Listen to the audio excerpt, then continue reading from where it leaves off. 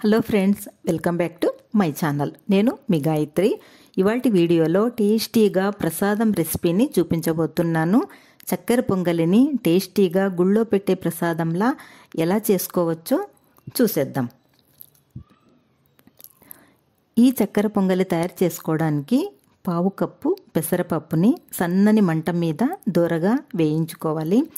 ఇలా golden colour వచ్చే వరకు వేయించుకోవాలి. పెసరపప్పు వేగినప్పుడు మంచి వాసన వస్తుంది, చాలా కమ్మగా ఉంటుందన్నమాట.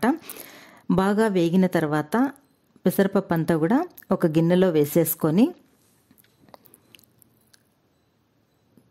2/3 కప్పు అంటే 3/4 కప్పు దాదాపుగా బియ్యం వేసి రెండు కలిపి వాటర్తో బాగా వాష్ చేసుకోవాలి.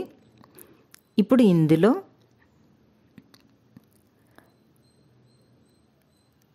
2 కప్పుల వరకు నీటిని పోసి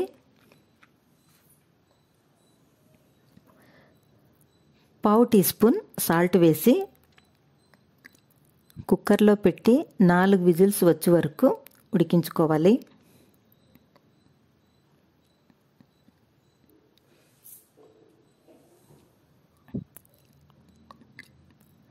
కుక్కర్ చల్లారాక మూత తీసి పప్పు బియ్యం మొత్తాన్ని ఒకసారి ఇలా కలిపేసుకోవాలి.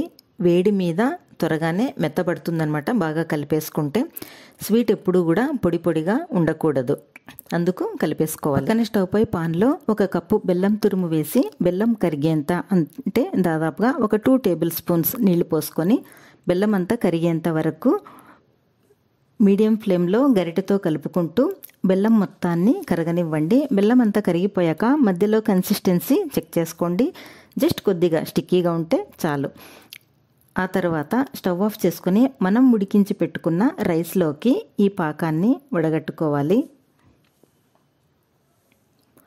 ఇలా వడగట్టుకున్న తర్వాత స్టవ్ ఆన్ చేసుకొని మంటని లో ఫ్లేమ్లో ఉంచి పాకం అంతా కూడా రైస్ అబ్జర్వ్ చేసుకునేంత వరకు లో ఫ్లేమ్లో ఉంచి దాదాపు 5 నుంచి 10 నిమిషాల వరకు బాగా కుక్ చేసుకోండి.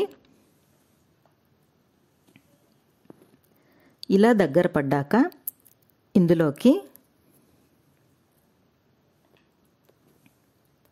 2 టేబుల్ స్పూన్స్ నెయ్యి యాడ్ చేసుకోండి.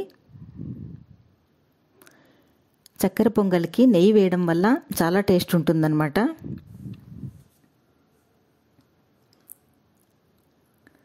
అలాగే పావు టీ స్పూన్ ఇలాచీ పౌడర్ వేసుకోండి. సో ఇలా అన్నీ వేసేసుకున్న తర్వాత స్టవ్ ఆఫ్ చేసుకొని పక్కన పెట్టేసి ఇందులోకి డ్రై ఫ్రూట్స్ ఫ్రై చేసుకొని వేసుకోవాలి. డ్రై ఫ్రూట్స్ వేయించుకోవడం కోసం చిన్న పాన్లో 2 టేబుల్ స్పూన్స్ నెయ్యి వేసుకొని ముందుగా జీడిపప్పు అవి కొద్దిగా దూరగా వేగాక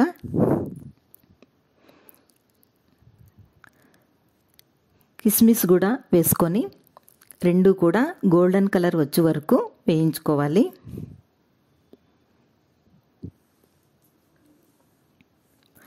ఈ డ్రై ఫ్రూట్స్ అన్నింటిని కూడా చక్కెర పొంగల్లోకి ట్రాన్స్ఫర్ చేసుకొని మొత్తం అంతా కలిసేట్టుగా కలుపుకుంటే ఎంతో టేస్టీగా గుడి ప్రసాదం మనం మన ఇంట్లోనే తయారు చేసుకోవచ్చు. ఇది నవరాత్రుల్లో ఒకరోజు అమ్మవారికి నైవేద్యంగా తప్పకుండా చేస్తారు. ఈసారి చక్కెర పొంగలి ఇలా ట్రై చేసి చూడండి, చాలా టేస్టీగా ఉంటుంది. మీకు నచ్చితే లైక్ చేయండి, షేర్ చేయండి, సబ్స్క్రైబ్ చేసుకోండి. Thanks for watching.